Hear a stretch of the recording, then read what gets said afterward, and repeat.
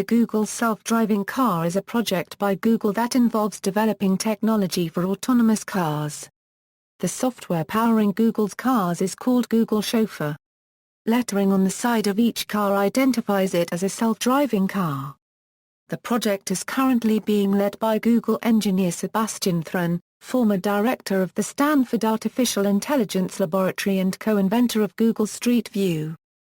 Thrun's team at Stanford created the robotic vehicle Stanley, which won the 2005 DARPA Grand Challenge and its $2 million prize from the United States Department of Defense. The team developing the system consisted of 15 engineers working for Google, including Chris Urmson, Mike Montemerlo, and Anthony Levandowski, who had worked on the DARPA Grand and Urban Challenges.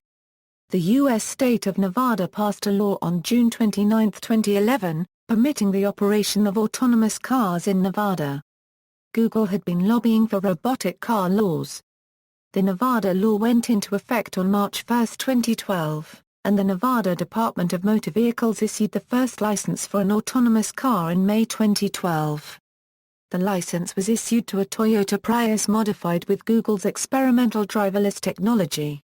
In April 2012, Florida became the second state to allow the testing of autonomous cars on public roads. California became the third state to legalize the use of self-driven cars for testing purposes as of September 2012, when Governor Jerry Brown signed the bill into law at Google headquarters in Mountain View. Governor Rick Snyder signed legislation allowing the testing of automated or self-driving vehicles on Michigan unregistered trademark S roads in December 2013, but this legislation requires a human in the driver's seat at all times while the vehicle is in use. In Europe, Germany, Netherlands and Spain have allowed testing robotic cars in traffic. Also, Finland is planning on passing a law before 2015. On May 28, 2014, Google presented a new prototype of their driverless car that doesn't have a steering wheel or pedals. Technology: Google's robotic cars have about $150,000 in equipment, including a $70,000 LiDAR system. The rangefinder mounted on the top is a Velodyne 64-beam laser. This laser allows the vehicle to generate a detailed 3D map of its environment. The car then takes these generated maps and combines them with high-resolution maps of the world, producing different types of data models that allow it to drive itself. Currently, the system works with a very high-definition inch-precision map of the area the vehicle is expected to use, including how high the traffic lights are. Also, the computation is not performed on the car itself but on remote computer farms, road testing. The project team has equipped a test group of at least 10 cars, including 6 Toyota Prius, an Audi TT, and 3 Lexus RX 450h, each accompanied in the driver's seat by one of a dozen drivers with unblemished driving records and in the passenger seat by one of Google's engineers. The car has traversed San Francisco's Lombard Street, famed for its steep hairpin turns, and through city traffic. The vehicles have driven over the Golden Gate Bridge and around Lake Tahoe. The system drives at the speed limit it has stored on its maps and maintains its distance from other vehicles using its system of sensors. The system provides an override that allows a human driver to take control of the car by stepping on the brake or turning the wheel, similar to cruise control systems already found in many cars today. On March 28, 2012, Google posted a YouTube video showing Steve Martin, a Morgan Hill, California resident, being taken on a ride in its self-driving Toyota Prius. In the video, Martin states, "95% of my vision is gone, I'm well past legally blind." In the description of the YouTube video, it is noted that the carefully programmed route takes him from his home to a drive-through restaurant, then to the dry cleaning shop, and finally back home. In August 2012, the team announced that they have completed over 300,000 autonomous driving miles accident-free, typically have about a dozen cars on the road at any given time, and are starting to test them with single drivers instead of in pairs. 4 U.S. states have passed laws permitting autonomous cars as of December 2013, Nevada, Florida, California, and Michigan. A law proposed in Texas would establish criteria for allowing autonomous motor vehicles. In April 2014, The team announced that their vehicles have now logged nearly 700,000 autonomous miles. In late May 2014, Google revealed a new prototype of its driverless car, which had no steering wheel, gas pedal, or brakes, being 100% autonomous. Incidents: in August 2011, a human-controlled Google driverless car was involved in a crash near Google headquarters in Mountain View, CA. Google has stated that the car was being driven manually at the time of the accident. A previous incident involved a Google driverless car being rear-ended while stopped at a traffic light. Google says that neither of these incidents were the fault of Google's car but the fault of other humans operating the cars.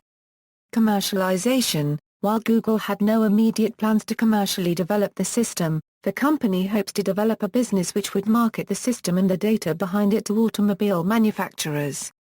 An attorney for the California Department of Motor Vehicles raised concerns that the technology is ahead of the law in many areas, citing state laws that all presume to have a human being operating the vehicle.